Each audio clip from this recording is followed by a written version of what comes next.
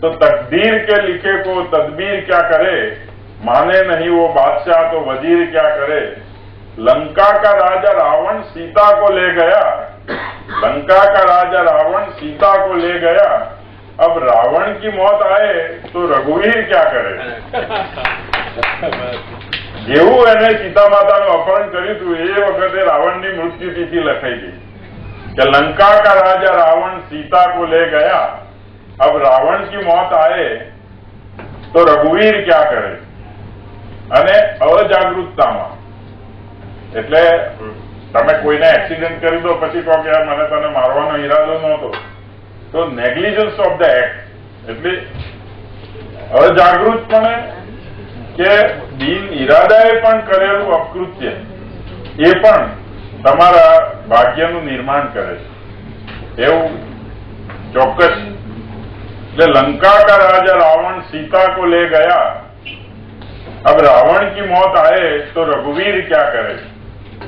कि दशरथ ने बाण मारा मृगा को जानकर, કે દશરથ મહારાજને શ્રવણને મારવાનો ઈરાદો નહોતો, એમને તો અજાણતા મૃગ સમજીને કે दशरथ ने बाण मारा मृगा को जानकर, अब श्रवण की मौत आए तो वो तीर क्या करे।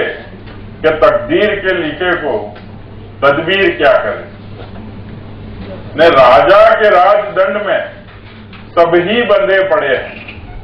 आ सिस्टम नो सोवरेन पावर परमात्मा पासे कया कर्मनु शू फल आपવું है।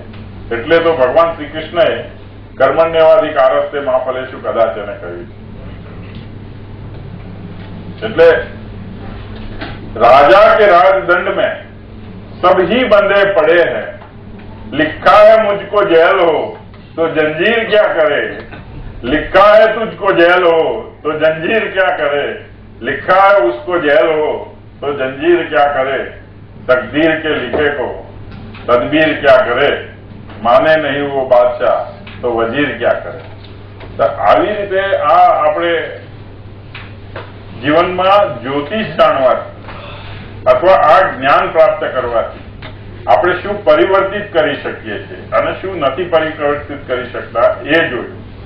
હવે આપણે એવું જોઈએ કે આ શરીરનું બંધારણ કેવી રીતે થાય છે અને આ ગ્રહોની અસર આપણા શરીરના કયા કયા અંગો ઉપર થાય છે અને એક્ઝેક્ટ મેડિકલ એસ્ટ્રોલોજીની વાત કરીએ તો કોઈને કાનમાં રોગ થાય, કોઈને મસ્તકમાં થાય, કોઈને ચામડીનો થાય, કોઈને બ્લડનો થાય, કોઈને ફ્રેક્ચર થાય, કોઈને ન્યુરો સિસ્ટમનો થાય। તો આના માટે કેવી ગ્રહ પરિસ્થિતિ હોય અને એ ગ્રહ પરિસ્થિતિમાં કેવા કેવા ઉપચાર દાખવવાથી આપણે એમાં એ પરિવર્તિત કરી શકીએ।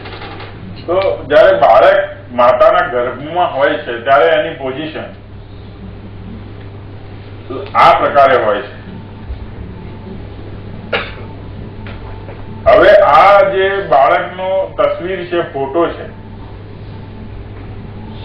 એને આ કુંડળીમાં ગોઠવી દઈએ આપણે અને એ કુંડળીમાં ગોઠવી દઈએ અને એ કુંડળીના પ્રત્યેક સ્થાનમાં એનું કયું અંગ આવે છે તો આ યથા બ્રહ્માંડે તથા પિંડે એ ખ્યાલ આવી જાય। તો આ બાળકની પોઝિશન ઉપર આપણે આખા સેલેસ્ટિયલને જો સુપર ઇમ્પોઝ કરીએ, if we place this child into celestial or if celestial is imposed onto this child, then what will be the astronomical situation with respect to the part of the body that can be seen that from that horoscope. તો આવી રીતે જે પ્રથમ સ્થાન છે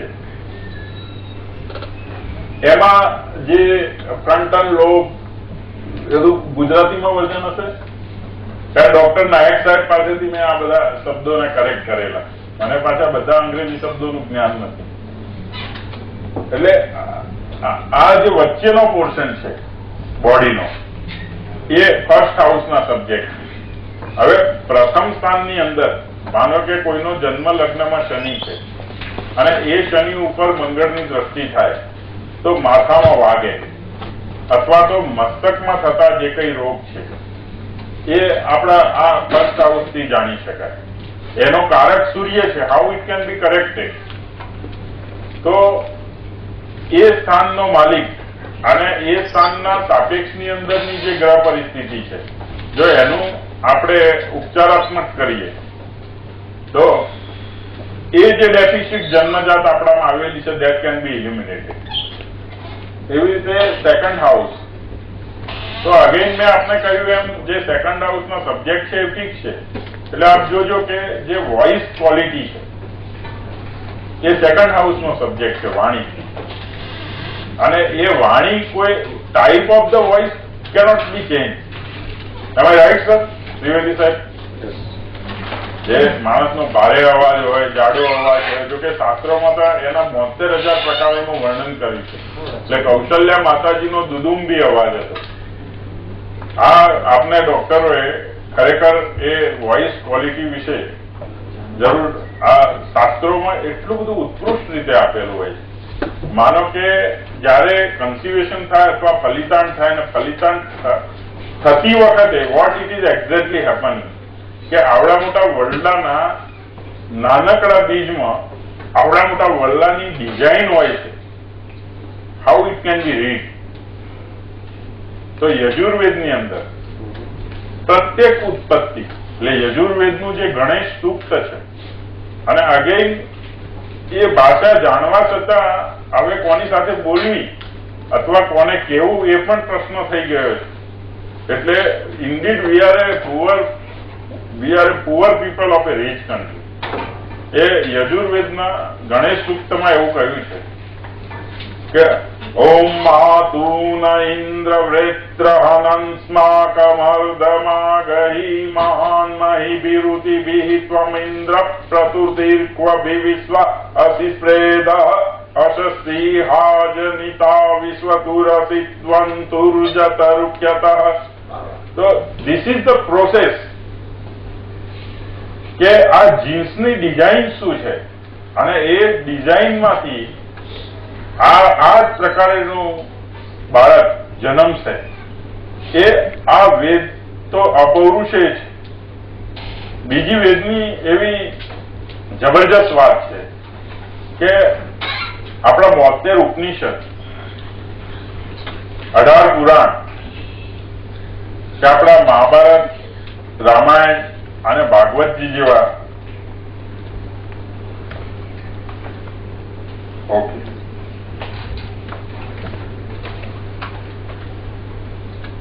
જે ગ્રંથો છે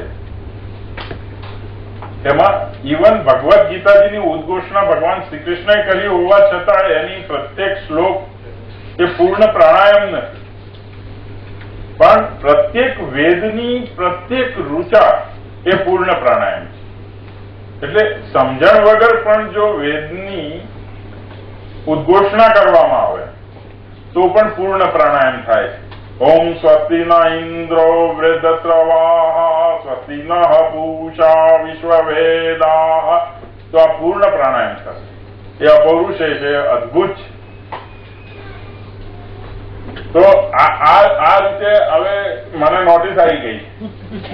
મને ખબર નથી કે હું કેટલો ટાઈમ ગયો, કારણ કે હું તો મસ્ત હતો, આપ બોર થતા હશો, મને ખબર નથી પડી. જસ્ટ હું કોન્ક્લુડ તો નહીં કરું, હું જે કહેવા આવ્યો છું એ પૂરું કરી. પણ તો આ જે પ્રત્યેક અંગો, even in this language you are knowing more better than me, so I need not to describe કે કયા કયા અંગો, પણ જે અંગો આમાં વર્ણવેલા છે આ કુંડળીમાં એ સ્થાનમાં આવે. હવે આપને હું એક્ઝામ્પલની 2 કુંડળી બતાવી. પુનિત તો અમદાવાદમાં આપણે ગણેશ કોર્પોરેશન એનું નામ સાંભળ્યું છે. They are the biggest builder in Ahmedabad. એના માલિક છે દીપકભાઈ કરીને, દીપકભાઈ પટેલ. અને લગભગ આજથી 10 વર્ષ પહેલા અમે સાથે એ અને એમના મિત્ર એક શપથભાઈ કરીને મને ઘરે પિકઅપ કરવા આવ્યા. ને પછી કે આપણે મવડી દર્શન કરીએ. હવે એમની સ્વાર્થ વૃત્તિ એ હતી કે દીપકભાઈની કુંડળી મને બતાડવી હતી. એટલે મને દર્શન કરવાના બહાને મને ગાડીમાં હાઈજેક કર્યું. એટલે અમે જો જ્યોતિષને સન્માન ના કરીએ, એટલે રાજાનું સન્માન છે ને એ એના રાજ્યમાં થાય, પણ વિદ્વાન સર્વત્ર પૂજ્ય છે. આ ઇત્તફાક છે કે એમને મને રસ્તામાં ગાડીમાં કુંડળી બતાવી. એમની પરવાનગી લઈને પછી હું આ બતાડું. કોઈની કુંડળી જાહેરમાં તો ચર્ચા થાય નહીં, એટલે એમને એમ કહ્યું હું રાજકોટમાં લેક્ચર આપવાનો છું અને બધા ડોક્ટરો વચ્ચે આપવાનો છું, માટે તમારી કુંડળી હું બતાડીશ અને એમની પરવાનગીથી હું કહું છું. તો એમનું સિંહ લગ્ન છે અને ત્રીજા સ્થાનની અંદર નીચનો સૂર્ય છે. એ સૂર્ય કેતુ સાથે છે અને ત્રીજું સ્થાન હૃદયનું સ્થાન છે. આ વ્યક્તિની ઉંમર 24 વર્ષની હતી ત્યારે મેં એમને એમ કહ્યું કે તમારું હૃદય છે એ કામ કરતું બંધ થઈ જશે. અને કેતુ છે it is a shadow. Rahu is a north moon node and Ketu is a south moon node. અને જયારે ગ્રહણ થાય એટલે ગ્રસિત થવું, એમ કાવર થતું થતું એમનું હાર્ટ વર્કિંગ કરતું કરતું ઓછું થતું ગયું. એટલે એમ કે મારું હૃદય નબળું છે એમ કરીને આમ ગાડી આમ ચલાય કે જો દેખો અભી તો મેં જવાન. મેં કીધું આ તમારું હૃદય નબળું પડી જશે એટલે કે શું હું ઉકળી જઈશ? પણ એમના અષ્ટમ સ્થાનમાં શનિ છે જે 8મા સ્થાનનો કારક છે શનિ. એટલે મેં કીધું તમે ગુજરી તો નહીં જ જાઓ, તમારી લોન્જિટિવિટી સારી છે. એટલે મને કે તમે સાહેબ મૂર્ખા માણસ છો, આ હૃદય બંધ થઈ જાય અને પાછું હું જીવતો રહીશ કે આવું કોઈ દિવસે બને? અને સાહેબ બન્યું. This is a strange horoscope and I am very happy to predict about it and to narrate with your good self. સાહેબ એમનું હૃદય એ ટ્રાન્સપ્લાન્ટ કર્યું એટલે હૃદય બદલી નાખ્યું. એમને આફ્રિકામાંથી એમનું ઓપરેશન કરેલું ને એમનું હૃદય અત્યારે હાલ એમના જે હૃદયમાં હૃદય બેસાડેલું છે that is a transplanted and he is living very comfortable. તો આખું હૃદય સુકવલ સાહેબ એમનું બદલી કાઢેલું. અને ધીસ થિંગ કે એમનું હૃદય બદલાતા પહેલા 10 વર્ષ પહેલા આ એમને પ્રેડિક્ટ કરીને આ કુંડળીથી કહ્યું. એટલે જ્યોતિષ એક કપોળ કલ્પના છે સાહેબ. ડોક્ટરોમાં કેટલી બધી સ્પેશિયાલિટી છે, આ ઓર્થોપેડિક સર્જન, આ ઈએનટી સર્જન, આ ન્યુરો સર્જન, અને જ્યોતિષમાં તો એક જ્યોતિષમાં ઓલ સ્પેશિયાલિટી. એટલે મને કે લગ્ન ક્યારે થશે, મારે વિદેશ જવા છે કે નહીં, મારે કોર્ટ કચેરી પતશે કે નહીં, મને આ રોગ મટશે કે નહીં. તો આ બધી સ્પેશિયાલિટી એક વ્યક્તિમાં હોય એટલે જ્યોતિષ ખોટો પડી શકે, જ્યોતિષ સાચો ના હોય એવું બની શકે, પણ જ્યોતિષ શાસ્ત્ર ખોટું નથી. ડોક્ટર પોતે મરે તો આપણે એમ ના કહી શકીએ કે મેડિકલ સાયન્સ ખોટું છે અથવા એ ડોક્ટર એ સાયન્સને જાણતા નથી. એમ જ્યોતિષથી બધું જ જાણી શકાય છે, પણ જ્યોતિષ બનવું it is indeed A very very very very very difficult task. કે તમે એન્જિનિયર બનો તો તમારે 2 ડાયમેન્શનનો નકશો હોય, એમાંથી if you want to image the object or if you want to image the building then you have to add 1 dimension from your mind. 2 dimensions are on your floor and simply if you are adding 1 dimension you can visualize what would be the objective. પણ આ જ્યોતિષમાં તો આ 12 રાશિઓ, 27 નક્ષત્રો, આટલા ગ્રહો, આટલા જન્મ વખતના, એટલા ફરતા અને એની યોગીની મહાદશા, અષ્ટોત્તરી મહાદશા, આવી 72 પ્રકારની તો મહાદશાઓ. એટલે આ બધાના કમ્પાઇલેશન કરીને જોવામાં બહુ જ વધુ વિદ્વાન જ્યોતિષ હોય તો પણ એમાં ભૂલ રહેવાની સંભાવના છે. પણ જ્યોતિષ શાસ્ત્રથી જેટલું જાણી શકાય છે એઝ અ સાયન્સ એટલું બીજા કોઈ એક સાયન્સથી જાણી શકાતું નથી. અને every science is a part of astrology. અત્યારે હું આપને આ મેડિકલ એસ્ટ્રોલોજી વિશે વાત કરું છું, વાસ્તુશાસ્ત્ર કરું છું, તો કેટલીક જગ્યાએ લગ્ન માટેની વાત કરતો, કેટલીક વખત જોઈન્ટ વેન્ચરની વાત કરતા હોય, કેટલીક વખતે પોલિટિકલ સત્તા પ્રાપ્ત થશે કે નહીં એની વાત કરતા. આ બધું જ્યોતિષથી જાણી શકાય. એટલે જ્યોતિષ એ કોઈ એક વેમ બેસાડવાની કે એક કોઈ અંધશ્રદ્ધાનો વિષય નથી. બીકોઝ આ તદ્દન સાચું છે કે યથા બ્રહ્માંડે તથા પિંડે. અને આ કુંડળી આપીને આપની આ બધાની આગળ હું કહું છું કે આ જ્યોતિષથી આવી રીતે મેં પ્રેડિક્ટ કરેલું છે ને આવી રીતે કરી શકાય છે. અને ડોક્ટર તો દરદ થયા પછી દવા કરે, પણ આ દરદ થવાનું છે એવું તમે કેવી રીતે પ્રેડિક્ટ કરી શકો? એટલે જે આપ બધામાંથી જે કોઈ જ્યોતિષ જાણતા હોય એ લોકો આપ જોજો પોતાની કુંડળીમાં કે મંગળ અને શનિની પોઝિશન જે કુંડળીમાં હોય અને એની પ્રતિયુતિ જો જન્મલગ્નની કુંડળીમાં હોય તો ગોચરમાં એવા પ્રકારનું પ્લેસમેન્ટ થાય તો આગળની કુંડળીમાં જે સ્થાન બતાવ્યા, કોકને ઢીચણે એક્સિડન્ટ થાય, કોકને માથામાં થાય, કોકને હાથનો થાય, તો it can be predicted very well by astrology. એટલે જ્યોતિષ શાસ્ત્ર ખોટું નથી, જ્યોતિષી ખોટો હોય છે. બીજી કુંડળી છે તો આપ જાણતા હશો કે હાઈકોર્ટના બહુ જાણીતા વકીલ છે પ્રશાંત દેસાઈ સાહેબ, અને એ પ્રશાંતભાઈ દેસાઈ સાહેબના wife રાજસીબેન.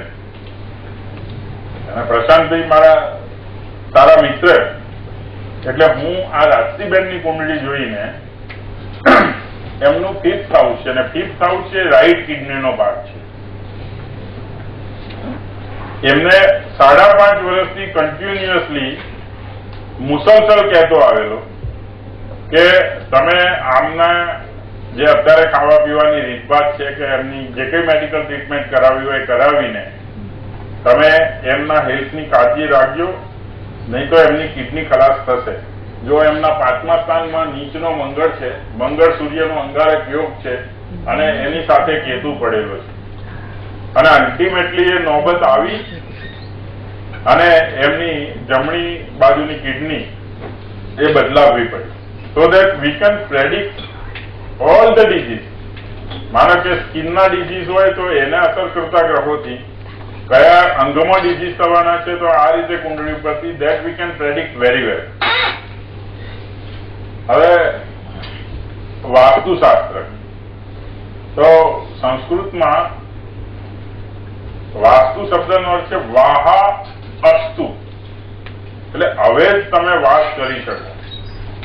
That is a mandatory provision of A nature.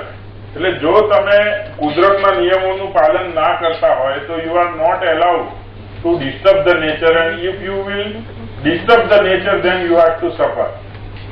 Vastushastra A compulsory છે. અત્યારે ગમે ત્યાં ગમે એટલા મકાનો બાંધી નાખવા અને ગમે તેમ રીતે બાંધી નાખવા, અને કુદરતનું જે સરેઆમ નિકંદન થઈ રહ્યું છે એના દુષ્પરિણામો એ જરૂર આપણને ભોગવવા જ પડશે. વાસ્તુશાસ્ત્ર એ it is a best engineering, it is a ultimate best architecture, and it is a way to live on this earth with a natural way. If we called it a science, then it is a great science. So hospital બાંધવી હોય તો હોસ્પિટલના સાપેક્ષમાં, માનો કે આપણે બહુ મોટી મલ્ટી સ્પેશિયાલિટી હોસ્પિટલ્સ આપી છે અને જેની અંદર બધા જ પ્રકારની આપણે ટ્રીટમેન્ટો આપી છે, અને બહુ મેગાવેમાં આપણે આખું હોસ્પિટલનું ઓર્ગેનાઇઝેશન કરવું છે, તો એના માટે આ 196 પદનું વાસ્તુ. હવે 196 પદ છે શું, અને એમાં જે બધા દેવતાઓના નામ લખ્યા છે એ છે શું, તો પ્રત્યેક દિશામાં આપણું મન છે એ મન જ્યાં સ્થિર હોય અથવા જેની પરિકલ્પના કરે ત્યાં કાળ પણ એની સાથે જોડાય છે. એટલે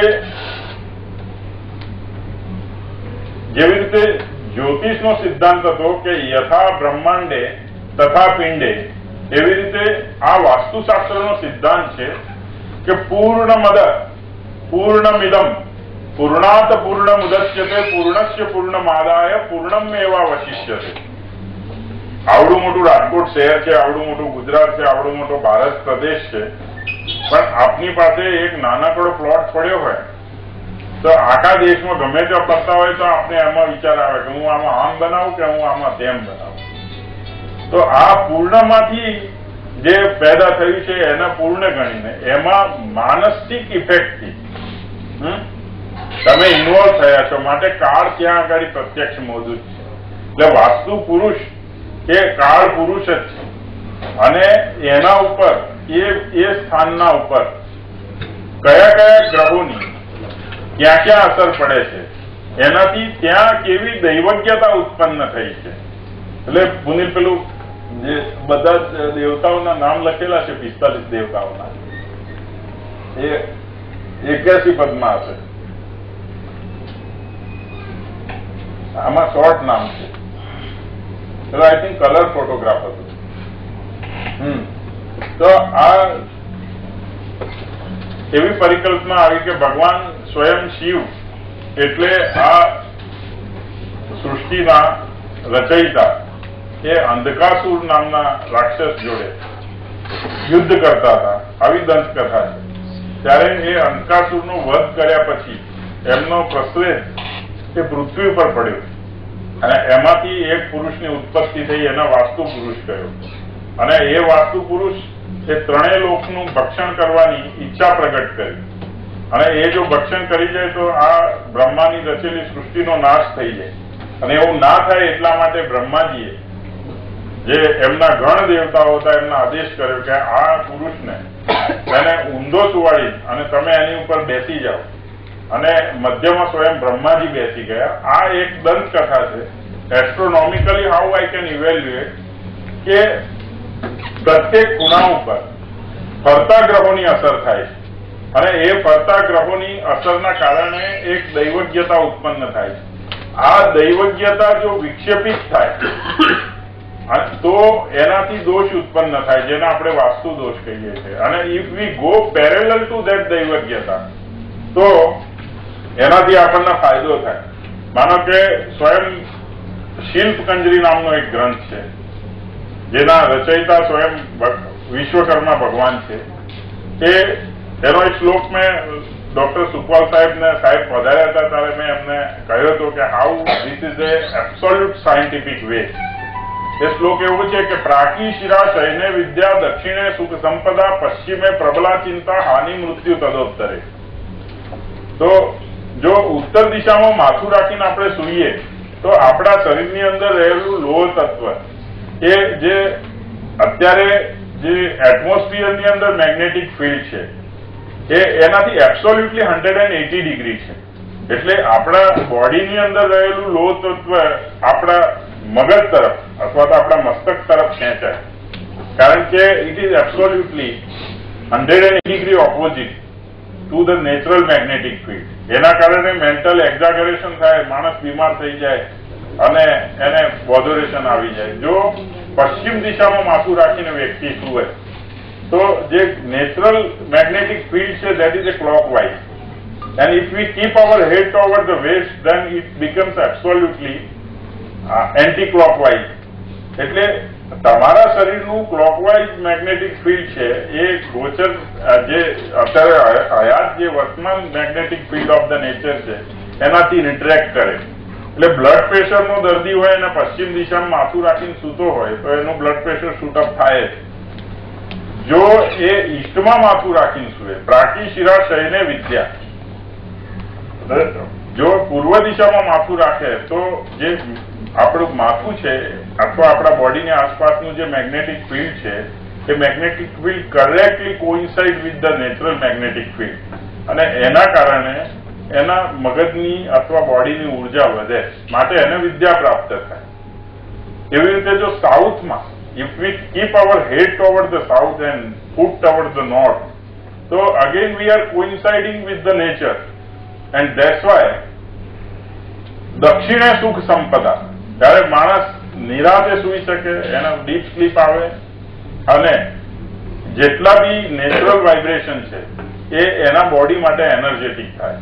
એટલે વાસ્તુશાસ્ત્ર એ કોઈ કલ્પિત શાસ્ત્ર નથી, but it is A science of A nature, અને એને રિફાઇન સ્વરૂપમાં આપણા ઋષિ મુનિઓએ મૂક્યું. તો પહેલા 196 પદનું વાસ્તુ. એટલે જો આપણે બહુ મોટી મલ્ટીસ્પેશિયાલિટી હોસ્પિટલ બનાવવી હોય 196 પદ, તો આવી રીતે ડિવિઝન કરી અને પ્રત્યેક દેવતા ક્યાં આવે છે અને એ પ્રમાણેની એક્ટિવિટી એ હોસ્પિટલના બિલ્ડિંગમાં જો તમે ગોઠવો તો તમે you are parallel two nature, અને તો એ હોસ્પિટલ રન કરવામાં તમને કોઈ કુદરતી બાધા આવે નહીં અને 100% એ સરસ રીતે આયોજન થઈ શકે. 196 પછી 100 પદનું વાસ્તુ હોય 100. તો આવી રીતે તમે પ્રત્યેક દિશામાં 10 ડિવિઝન કરો તો 10 multiplied by 10 is equal to 100. તો આ 100 પદનું વાસ્તુ થાય. આના ડિટેલ વિશે સમજાવવું હોય અને 1 વર્ષનો સમય હોય તો હું જે જાણું છું એટલા માટે 1 વર્ષ ઓછું પડે થાય. પણ અગેઇન તમે મેડિકલ સ્ટોર ઉપરથી દવા લો અને મેડિકલ સ્ટોર વાળો આપે, જો રામ ભરોસે રોગ મટી જાય તો મટી જાય, નહીં તો રિએક્શન પણ આવે. એમ વાસ્તુશાસ્ત્ર બહુ ગહન વિષય છે. એટલે વાસ્તુશાસ્ત્ર હંમેશા જેમ સ્પેશિયાલિસ્ટ ડોક્ટર પાસેથી જ દવા લેવી તેમ વાસ્તુશાસ્ત્ર માટે હું એવું માનું છું કે એ એક કેલ્ક્યુલેશન અને એક પરફેક્ટનેસ સાથેનો વિષય છે. એમાં અડસત્તાઓ કરીને માનો કે તમે ઈશાને શું ઈશાવાસ છે. હવે ઈશાન ખૂણામાં તમે ડ્રોઈંગ રૂમ રાખ્યો અને ઈશાન ખૂણામાં તમે ગેસના આવકારવાના હોય, પણ માત્ર એક ટ્યુબલાઇટ તમે જો પશ્ચિમ દિશામાંથી પ્રકાશ વધારી દીધો તો આખો ઈશાનમાં એક ગોઠવેલો અને તમને એપ્રોપ્રિએટ લાગતી વસ્તુ એનો વિષય આખો જેવી તમે લાઇટ સ્વિચ ઓન કરો તો આખો એનો વિષય બદલાઈ જાય. એટલે અગેન વાસ્તુશાસ્ત્રનું જસ્ટ પ્રાઇમરીલી કે હાઉ ઇટ કેન, તમારે હોસ્પિટલ બનાવવી હોય તો આવા વાસ્તુશાસ્ત્રમાં કન્સિડરેશન હોય, પણ આપને હંમેશા વાસ્તુશાસ્ત્રનો કમ્પ્લીટ જે જાણકાર હોય અને વૈદિક વાસ્તુશાસ્ત્રનો આ ફેંગ શુઈ જે છે ચાઇનીઝ, એ અગેન આપને એમ કહ્યું એમ યોની ઉપરનું છે. એમાં એક વ્યક્તિને સુખી કરવાની વાત છે. જયારે આપણા વાસ્તુશાસ્ત્રમાં આપે બાંધેલી હોસ્પિટલ અનેક વર્ષો સુધી કોઈ પણ એનો ઉપભોગ કરે તો એનું કલ્યાણ થાય. એટલે ચીનાઓ માટે હું કહું છું કે વો ખુદ તલાશ કર રહે हैं जाम अपने लिए, मैं तो हर किसी को पिलाने की बात करता.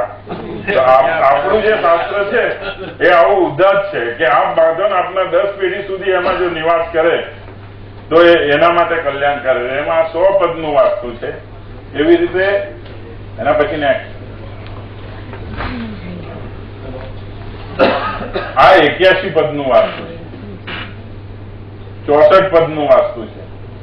તો જેટલું તમારું હોસ્પિટલનું બિલ્ડિંગ હોય અને એનો વ્યાપ્ત હોય એ પ્રમાણે તમે વાસ્તુને કન્સિડરેશન કરી શકો, તમે મોર રિફાઇન કરી શકો, એને નાનું હોય તો નાનું કરી શકો.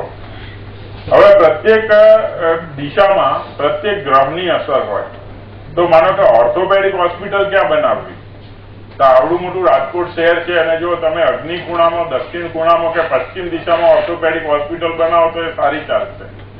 અને આપ સાહેબ ત્રિવેદી સાહેબ જેટલા બી બ્રેઇન છે એના ઉપર બુધ અને ચંદ્ર અને ગુરુનો પ્રભાવ હોય તો northern side, north eastern side અથવા નોર્થ વેસ્ટ સાઈડમાં જો ન્યુરોલોજીની હોસ્પિટલ હોય તો ત્યાં બનાવવાથી એમાં આવતા પેશન્ટોને you can cure it, you can diagnosis it fastly and that hospital can run very smoothly. So વાસ્તુશાસ્ત્ર is very perfect subject. There is no ifs and buts. Even if 1000% those who are knowing વાસ્તુશાસ્ત્ર, જ્યોતિષની કુંડળીમાં દરેક વ્યક્તિએ રસોઈ બનાવવા જેવું છે કે દરેક મસાલા એના એ હોય પણ દરેક ગૃહિણી રસોઈ બનાવે તેનો સ્વાદ જુદો હોય. એમ જ્યોતિષ એનું પ્રેડિક્શન કરે તો કુંડળી અલગ અલગ આવે, પણ જયારે વાસ્તુશાસ્ત્રનો સબ્જેક્ટ આવે ત્યારે 1000 વાસ્તુશાસ્ત્રી પણ એમને એક જ પ્રમાણે ડિઝાઇન કરવું, કારણ કે નેચરલ લોઝ આર ફિક્સ. અને એટલા માટે આ વાસ્તુશાસ્ત્ર જો કરાવવું હોય ને એ પ્રમાણે હોસ્પિટલ બનાવવી હોય કે એ પ્રમાણે રચના કરવી હોય તો આના ખાસ જ્ઞાતા વાસ્તુશાસ્ત્રનો ઉપયોગ કરવો જોઈએ. કેટલીક વખત બધા ગમે તે તમારો આમ હાથ જોવે ને તમારું ભવિષ્ય કે આવા બધા જ્યોતિષ હોય અને પછી પૈસા પડાવે. એટલે એક ઉર્દુ અલ્ફાઝમાં એમના માટે એવું શેર કહ્યો છે કે જે ખુદ તડપતો માણસ છે કે બીજાની તડપણ શું નાબૂદ કરી શકવાનું. એટલે સમુદ્રની સપાટી છે એને આપ કી સતહ કહે, તો તડપते हुए सहरा से कनक बाबू क्या तड़पते हुए सहरा से गुले तर नहीं मांगे जाते, तड़पते हुए सहरा से गुले तर नहीं मांगे जाते और आपकी सतह से गौहर नहीं मांगे जाते, अपनी तकदीर नजूमियों को दिखाने वालों हाथ फैलाकर मुकद्दर नहीं मांगे जाते। तो આનું જેનું પરફેક્ટ જ્ઞાન હોય એનો ઉપયોગ કરવો, નહીં તો આ એટલું ડેન્જરસ છે વાસ્તુશાસ્ત્ર। તો સાહેબ આપનો જરૂર કરતો વધારે સમય લઈ લીધો અને આ ચિઠ્ઠી આવ્યા છતાં એ બદલ હું આપની ક્ષમાયાચના, પણ મને આ કહેવાનો અહીંયા ઉમળકો હતો અને આ સુખવાલ સાહેબ, ત્રિવેદી સાહેબના બધાને હું મળેલો, આપ સાહેબના બધાને, એટલે મેં આપનો વધારે હક સમજીને આટલો ટાઈમ કન્ઝ્યુમ કર્યો છે। પણ છેવટે પૂર્ણાવતી વખતે એક વાત કહું કે આશ્રય હિ જીવિતા, આશ્રય હિ જીવિતા પંડિતા વનિતા લતા, પંડિત સ્ત્રી અને લતા એટલે વેલ, એ આશ્રય વગર જીવી ના શકે। એટલે થેન્ક યુ વેરી મચ કે આ મારામાં જે કંઈ જ્ઞાન હતું એનો ઉપયોગ કરવા માટે, એની વૃદ્ધિ કરવા માટે આપે તક આપી। Thank you very much, so nice of you. અને ફરી આપ મને બોલાવો, ધન્યવાદ, નમસ્કાર।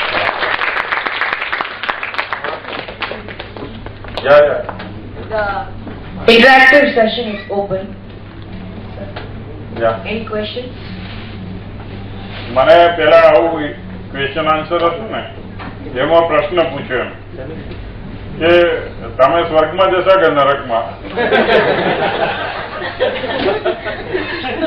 તો મેં કીધું કે કાઠિયાવાડી ક્યાં છે એ મને કહી દેજો, હું ક્યાં જઈશ। એટલે મને સમજણ પડે એવા પ્રશ્નો પૂછજો।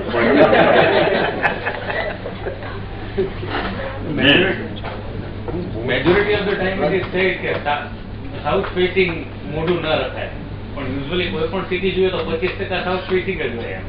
That's a question in my mind since long.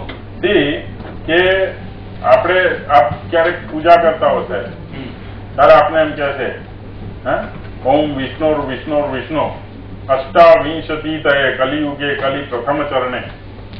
તો જેમ જેમ યુગ બદલાય છે એના અધિષ્ઠાતા દેવ ગ્રહો પણ બદલાય છે અને એ ગ્રહો પ્રમાણે ઓલ વર્લ્ડ વાઇઝ આપજો તો પૂર્વ